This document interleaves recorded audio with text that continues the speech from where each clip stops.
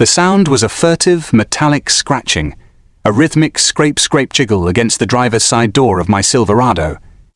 It was a sound so profoundly out of place in the quiet Sunday afternoon stillness of my driveway that it stopped me cold in my kitchen, my hand hovering over the button on the coffee maker. A lazy bee buzzed against the window pane, and a neighbour's distant lawnmower hummed a monotonous tune. Those were the sounds that belonged here.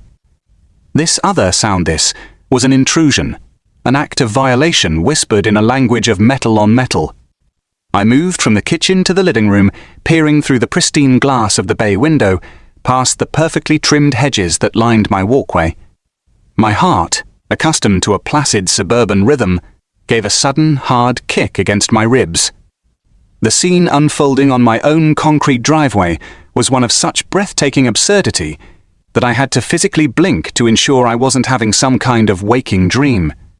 Diane Cresswell, the president of the Lakes at Harmony Creek Homeowners Association, was attempting to break into my truck. There was no subtlety to her efforts. Dressed in a crisp, verminder-pink tennis skirt and a white polo shirt bearing the HOA's majestic swan logo. She had a length of bent coat hanger, the kind you get from a cheap dry cleaner, a tool of profound desperation, and was jiggling it frantically inside the window seal. Her face, usually a carefully composed mask of serene authority, was pinched in a rictus of intense frustration. Every few seconds, she would abandon her crude lock-picking attempt and turn her attention to the small, discreet keypad on the door handle, punching in random 4-digit codes with a manic tapping intensity. 123F or 000 5555. It was a masterclass in ineptitude and felony-level trespass. My truck, a heavy-duty gunmetal grey Chevy Silverado, sat there impassively, its reinforced locks and specialized government-grade security system utterly indifferent to her clumsy assault. To the untrained eye, it might have looked like a high-end contractor's vehicle. It was big, had a reinforced fiberglass cap over the bed, and a series of discreet black low-profile antennas on the roof. To me, it was my office, my partner, and a rolling fortress of federally owned surveillance, communications, and tactical equipment.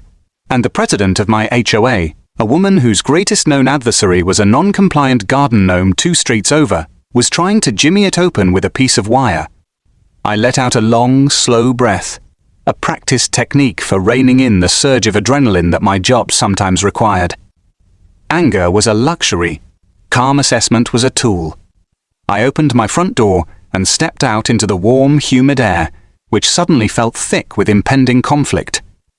"Afternoon, Diane," I said, my voice deliberate. This audio was created with Podcastle.ai. "Afternoon, Diane," I said, my voice deliberately calm and even, carrying easily across the manicured lawn. She jumped as if zapped by a cattle prod, yanking the coat hanger from the window with a guilty screech of metal on glass. She spun around, her face flushing a deep, mottled red that clashed violently with her pink skirt. But her guilt, that fleeting, honest emotion, was instantly consumed and incinerated by a powerful wave of self-righteous indignation. In her mind, this wasn't her being caught, this was her being interrupted in the execution of her sacred duties.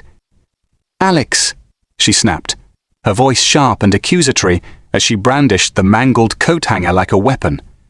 "I was just about to call the authorities. Your vehicle is in clear and flagrant violation of Bylaw 17, Section D. No commercial vehicles, trucks, exceeding a 2-ton classification, or vehicles with visible trade fixtures shall be parked in any residential driveway overnight. This thing has been parked here for 3 consecutive days. ITAF first," I said, my voice still level, my posture relaxed but rooted to the spot. "This is my personal vehicle, not a commercial one. It is registered to me. Second, you were not about to call the authorities. You were actively attempting to break into it. I have a high-definition security camera in my doorbell that has recorded the last 5 minutes of your impromptu vehicle inspection. Her eyes widened for a fraction of a second, the only crack in her armor, before narrowing into slits of pure venom. I have a right as the association president to verify compliance. I have received numerous complaints from neighbors about this eyesore. They feel unsafe. It's intimidating. I was merely attempting to see if there were commercial logos on the seat covers or equipment inside to confirm the violation before levying the fine and having it towed. This was the culmination of a month-long Cold War, a battle of wills I had tried desperately to avoid. I am a federal agent with the ATF. My work involves long periods of surveillance, complex investigations into arms trafficking rings, and the absolute necessity for a low profile in my personal life. I had bought this house in this quiet, painfully normal suburban development precisely because it was anonymous. It was the perfect, placid place to disappear after a long and often grueling case, a place to decompress and forget the darkness I often waded through. My truck was my only tell, a piece of sophisticated government hardware hiding in plain sight. The harassment from Diane had started, as it always does, with the folded notes tucked under my windshield wiper. A friendly reminder from the HOA. Please ensure all vehicles comply with our community's published aesthetic standards. A pristine appearance keeps our property values high. I had ignored the first one, mistaking it for a generic circular. After the second note, which was accompanied by a printed-out copy of the bylaw with the commercial vehicles section highlighted in angry yellow, I had written a polite, brief letter back. Ms. Cresswell, in response to your notice, I'd like to assure you that the vehicle parked in my driveway is my personal transportation and is not used for any commercial purposes. Thank you for your attention to this matter. Alex read. I was trying to de-escalate, to avoid having to explain the nature of my work to the neighborhood gossip-in-chief. My anonymity was a critical component of my family's safety. My vague, non-specific response had only fueled her obsession. She saw my lack of a detailed explanation as a clear admission of guilt. The friendly notes became formal violation warnings, delivered via certified mail, each with a compounding fine that I had no intention. This audio was created with Podcastle.ai. Each with a compounding fine that I had no intention of ever paying. She had wholly convinced herself that I was some kind of unlicensed contractor, a rogue plumber, or a clandestine roofer, operating a shady, off-the-books business out of her pristine, harmonious community. The truck became the symbol of my defiance, a 20-foot-long gunmetal grey middle finger parked in the very heart of her kingdom. Now, her obsession had breached the final barrier of legality and common sense. She genuinely believed that her $50 a month HOA fee granted her the authority to commit a felony in broad daylight. Diane, I said, taking a slow, deliberate step forward, my shadow falling over her. This vehicle is the property of the United States government. You have no right to touch it, let alone attempt to force entry. I want you to step away from the truck, off my driveway, and go back to your own home. Now. Now. I will not be intimidated by you, she spat, her chest puffing out, her entire body thrumming with indignant fury. You are the one breaking the rules. I am simply enforcing them. If you have nothing to hide, then open the truck and let me see inside. Prove it's not a work vehicle. That is absolutely not going to happen. Oh, then I have no choice, she declared, her voice rising to a theatrical, trembling pitch designed for car. An unseen audience of concerned, curtain-twitching neighbors. She held up her smartphone, her fingers already jabbing at the screen. You are an unregistered commercial entity operating in a residential zone, and your refusal to cooperate is highly suspicious. I'm calling 911. I'm reporting a hostile resident with a suspicious Benny car. Vehicle who is threatening me. I stood my ground, a profound sense of weary resignation washing over me. I had spent my career dealing with violent criminals, dangerous biker gangs, and situations that balanced on the razor's edge of life. death. I had tried everything to avoid a confrontation here, in the one place I was supposed to be safe and anonymous. But Diane Cresswell, armed with a coat hanger and a rulebook, was as relentless as any cartel enforcer. The storm I had worked so hard to avoid had finally broken, and I knew, with a sinking feeling in the pit of my stomach, that it was about to turn into a Category 5 hurricane, with her standing directly at its destructive center. "Go ahead, Diane," I said, my voice barely a whisper, a sound of utter exhaustion. "You do what you think you have to do." She pressed the call button, held the phone to her ear, and began to weave a fantastic, panicked story to the 911 dispatcher on the other end, her eyes locked on mine. Glinting with the triumphant thrill of a battle she was utterly convinced she was about to win, the arrival of the local police was swift, a single cruiser gliding to a silent, respectful stop at the curb 20 minutes later. 2 officers, a seasoned, weary-looking veteran named Miller and a much younger, eager-looking officer named Chen, got out of the car. Their body language was cautious but professional, a standard response to a potentially volatile, suspicious person call. Diane, who had been pacing on the sidewalk like a caged tiger awaiting her moment in the Colosseum, immediately intercepted them, launching into a dramatic, pre-rehearsed performance that would have earned her a local Christ-Rey Theatre Award. "Oh, thank God you're here, officers," she cried, her hand flying to her chest in a gesture of profound relief. "This man," she pointed a trembling, accusatory finger at me, "has been so incredibly hostile. He parks this enormous, illegal commercial truck in his driveway day and night. A clear violation of our community bylaws, which I am sworn to uphold.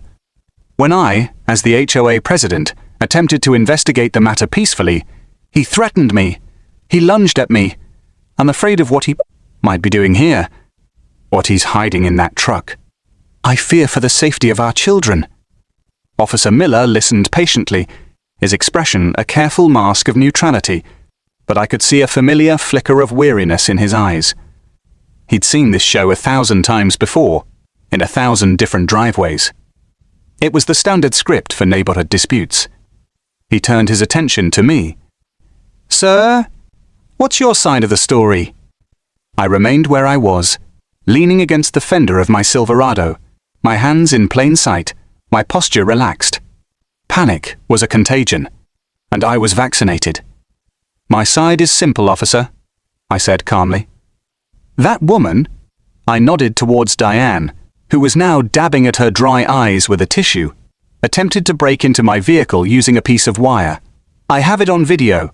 When she failed, she accused me of threatening her and called you. There were no threats. There was no lunging. There was just a direct request for her to stop trying to commit a felony on my property." Officer Chen looked at Diane, whose face flushed again at the mention of the video.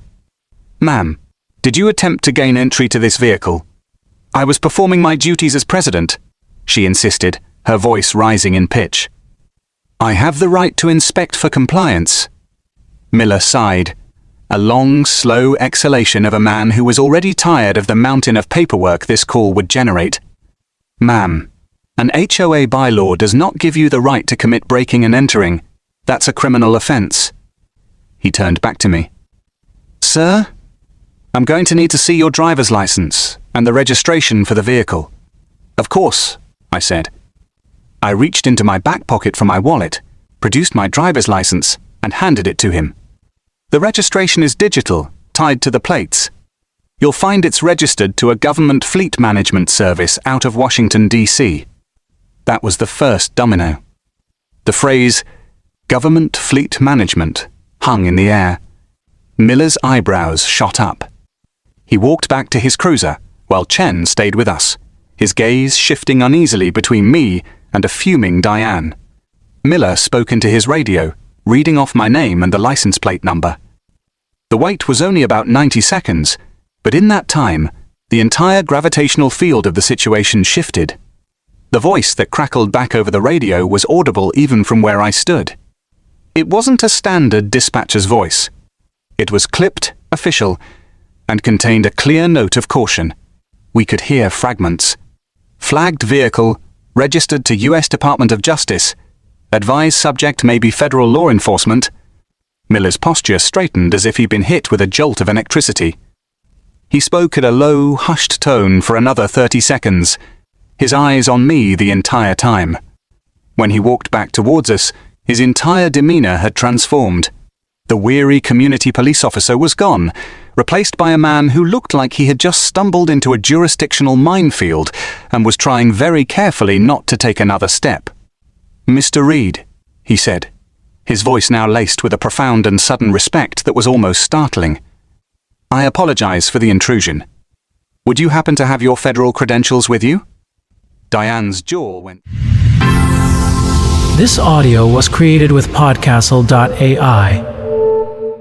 You happen to have your federal credentials with you? Diane's jaw went slack. Her carefully constructed narrative was crumbling before her eyes. What? I met Miller's gaze and gave a slight, affirmative nod. I reached into my jacket, slowly and deliberately, as I had been trained, and produced the leather bifold containing my badge and official identification card. I handed it to him. He opened it and studied it, his eyes widening as he read the embossed gold lettering, Bureau of Alcohol, Tobacco, Firearms and Explosives. He took in the official seal, my photograph, my title as Senior Special Agent. He handed it back to me with the reverence of someone returning a holy relic. "ATF," he breathed, then looked at my truck with a completely new and horrified understanding. He wasn't looking at a contractor's truck anymore.